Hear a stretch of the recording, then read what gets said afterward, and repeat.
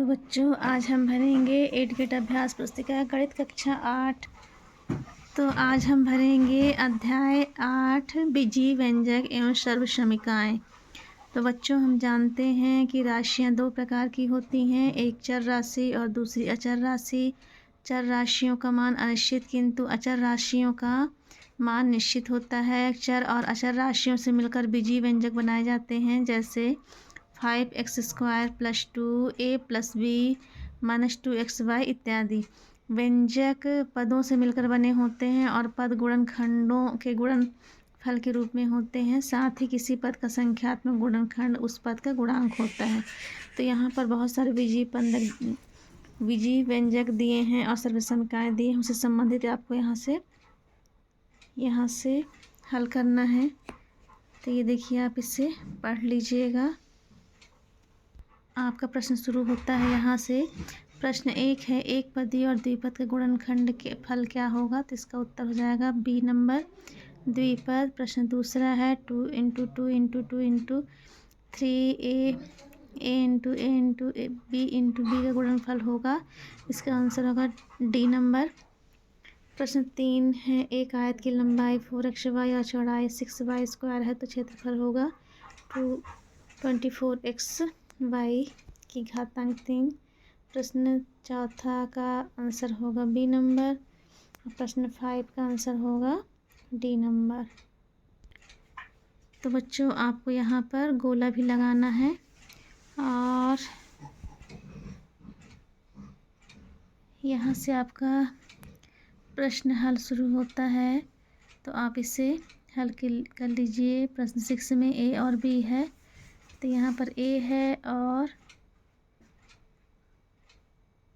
और यहाँ बी वाला है इधर, तो इसे आप हल कर लीजिए। प्रश्न 7वां है और इधर ये प्रश्न 8 है, गुणनफल ज्ञात कीजिए ए और बी। तो ए का इधर लिखा है और बी नंबर का इधर में लिखा है, इसे हल कर लीजिए। और प्रश्न 9 है, व्यंजकों को सरल कीजिए और निर्देशानुसार मान ज्ञात कीजिए। तो ए का उत्तर इधर लिखा हुआ है और बी का इधर लिखा हुआ है, आप इसे नोट कर लीजिए।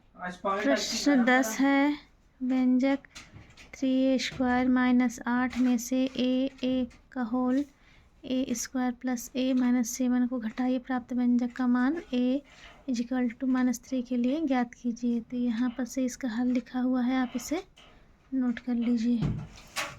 क्वेश्चन नंबर 11 को सरल कीजिए और इसी में दूसरा है, गुणनफल ज्ञात कीजिए और इसका हल यहाँ लिखा हुआ है नीचे।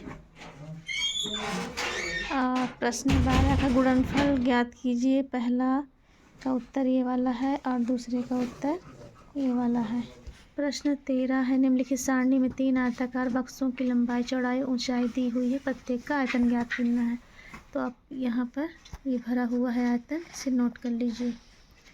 प्रश्न 14 है, सरल कीजिए। तो इसका उत्तर लिखा हुआ है, हल किया हुआ है, आप इसे लिख लीजिए। प्रश्न 15 है, a + b 2a + b और a + 2b a - b के योगफल में से a + b a² - ab + b² को घटाइए। तो इसका हल लिखा हुआ है, आप इसे नोट कर लीजिए।